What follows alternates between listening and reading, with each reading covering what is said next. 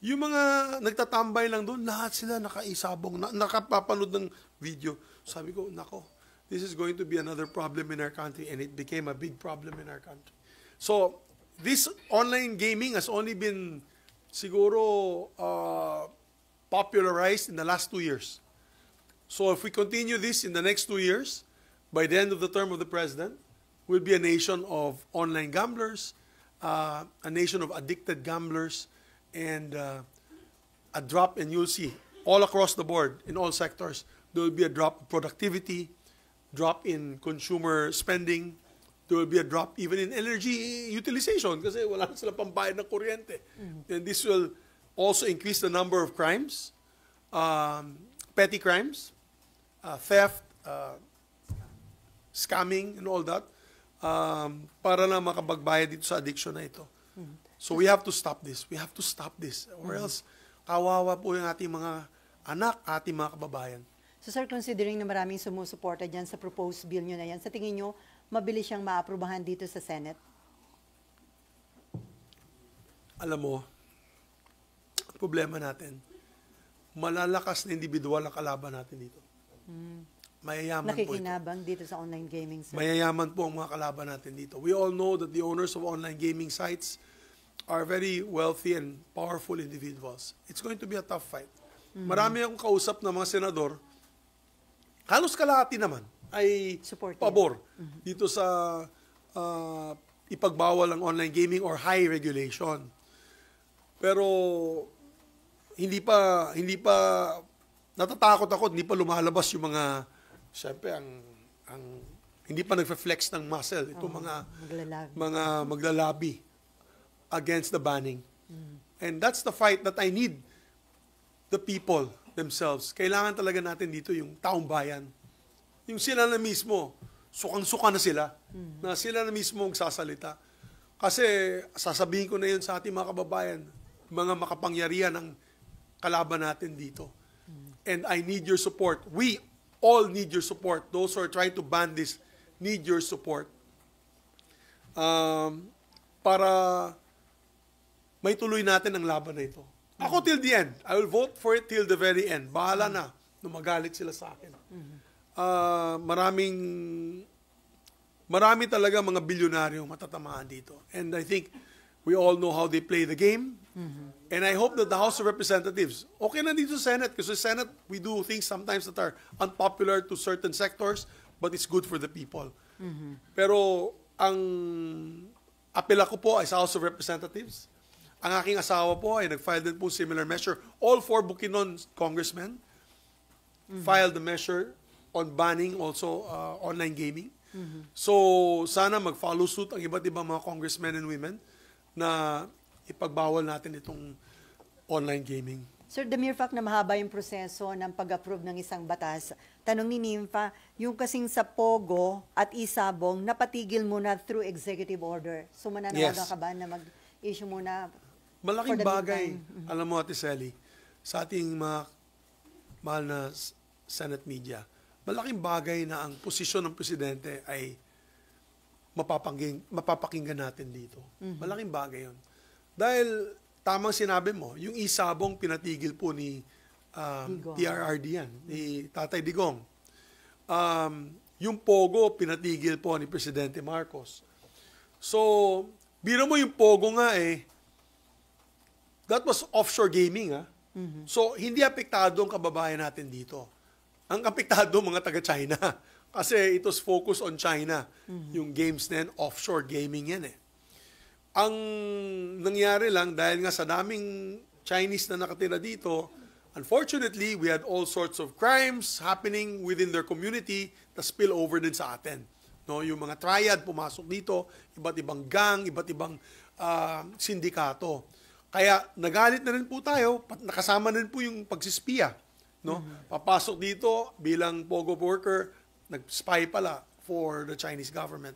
So, the President put his foot down, President Marcos put his foot down, sabi niya, no more Pogo, dun sa zona niya na pinalapakan ko po dahil po kami po ay anti-Pogo.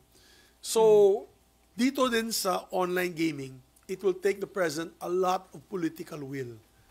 Because Filipino-operated ito. Marami din siyang kaibigan na nagmamayari nito mga kumpanya na ito. And I think he will show great leadership. No, he will show great leadership if he puts an end to this online gaming and gambling for the Filipino people.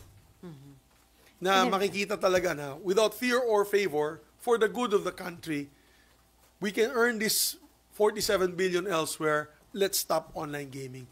I would love to hear that from the President, even in his State of the Nation address, or some sort of statement saying that let us allow Congress to study the ban on online gaming.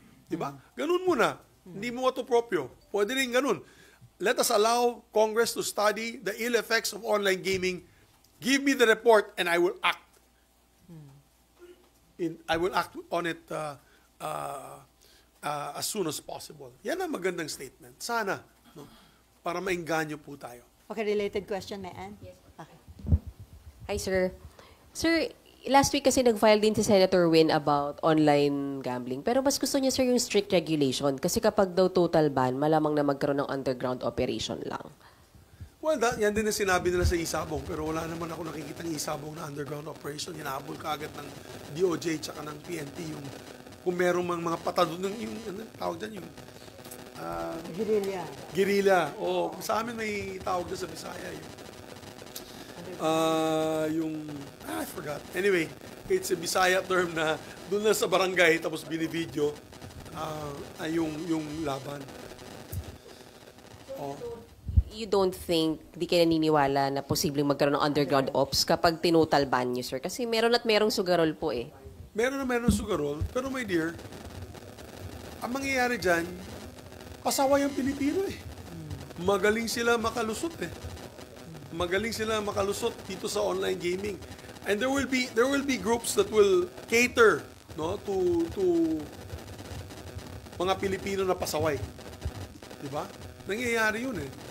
Napakadali nga na yun pumasok sa kanilang mga websites. So I believe in a total ban. Why? Because then we can monitor and we can penalize. Matatakot na kasi yung Paymaster, matatakot ng GCash.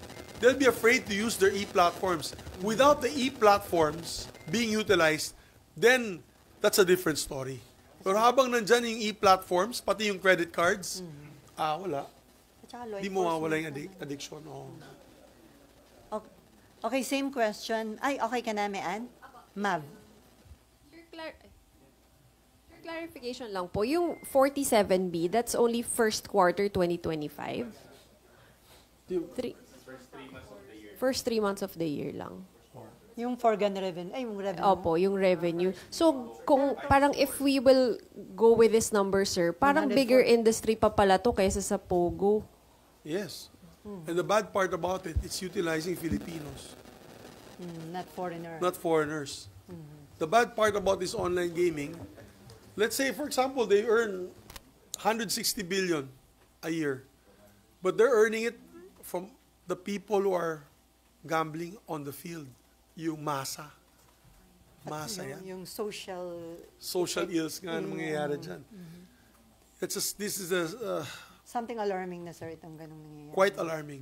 Ako na nagulat. You're right. You pointed out that it's only one quarter. That even alarms you even more. Kasi that's revenue coming from the taxes collected on the betting. Ibig sabihin niya, napakarami na ng Pilipino. Baka hindi na ako maniwala na 5 to 10 million na. Baka 20 million lang. Maganda dyan, sa mga hearings na igagawa po natin para dito sa online gaming na ito, we're going to ask all the e-wallets and credit card companies to tell us more or less the number of participants or the number of users that use their e-wallets to pay for this online gaming. Kasi we'll know the figure, 90 million pala. I'm sorry, Ate Sel. Yung what I found out is GCash has 90 million users. And I think PayMaya has about half of their users. So I'd like to find out. It'll be interesting to find out ilan dun sa 90 million ang naka-log on dito sa online gaming. With secrecy, of course, and privacy being the utmost priority. Numero lang, malalaman natin yan.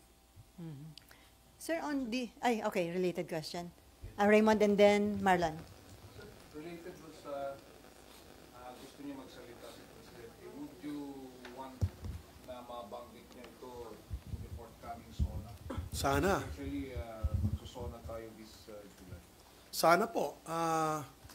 Sana po banggitin po ng ating Pangulo itong issue ng online gaming, online gambling. Maganda pong sabihin niya na kung hindi po niya munang ilalabas ang outright ban, katulad ng ginawa niya po sa Pogo, pwede po niyang banggitin na I would like to instruct the different agencies of government to make a study on the social ills and the effects of social effects of online gambling, and at the same time we will await the report of Congress and the Senate on the investigations in aid of legislation against online gambling or regulating online gambling. That would be a start. Magandang mapakinggan natin yan kay Pangulo, itong SONA.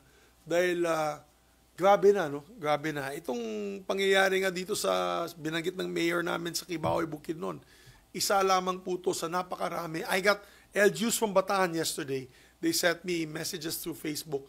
LGUs ng sa Visayas, yung mga Samar, Eastern Samar, they sent me also, may vlogger doon, nagpadala din sa akin ng private message. Ganon din po ang story nila, ang kwento nila. Ay, ang dami po nilang kilala, nagbigti, dami namin kilala, nagnakaw, nasa presinto na yon dahil ninakaw yung pera ng kapitbahay, dahil nga para mabayaran niya yung GCash ng kanyang magulang, dahil ginamit nga dito sa online gambling na ito. So it's getting out of hand. It's getting out of hand. So I appeal to the President. Mr. President, let's do something about this. We can't just take this sitting down. That income is not enough justification for the social ills that it will cause our country. And before you leave in 2028, at hindi po natin aksyonan ito, our country might be in a worse off position than what you entered it in 2022. Okay, Marlon and then Camille. Sir, will you also make the same appeal to celebrity endorsers? Kasi as you pointed out, maraming naglalaro kasi maraming celebrity endorsers, influencers. Sana. Dito sa ating panukala, bawal na. Actually, sa panukala din ni Senator Win, under the regulations bill, tigil na din. Tigil na yung advertisements. It's gonna be treated like cigarettes and alcohol, basically tobacco, which is no more advertising in TV and in online platforms. But in my case, of course, once we prohibit it, talagang mawawala na yan. So, maapela din kami sa mga sikat na mga celebrities. Let's not use your position to encourage more online gaming. Nakikita nyo naman yung nangyayari na yun. Baka pwede na kayo mag-pull out mismo. Alam ko malaking bayad sa inyo. But pag-isipan nyo naman na nangyayari na yun sa ating mga kabataan, sa ating mga kababayan. No? So, maybe it can be voluntary at this point in time. No? Maybe it can be voluntary. Maybe the advertising companies can put down the big, huge posters and billboards in EDSA and all over. Lalaki ng mga billboards, lalaki ng mga posters sa EDSA, nakakalagay doon. Mga iba't ibang online gaming facilities. Sana take down na natin yan. Let's take it out. Let's start correcting these social ills.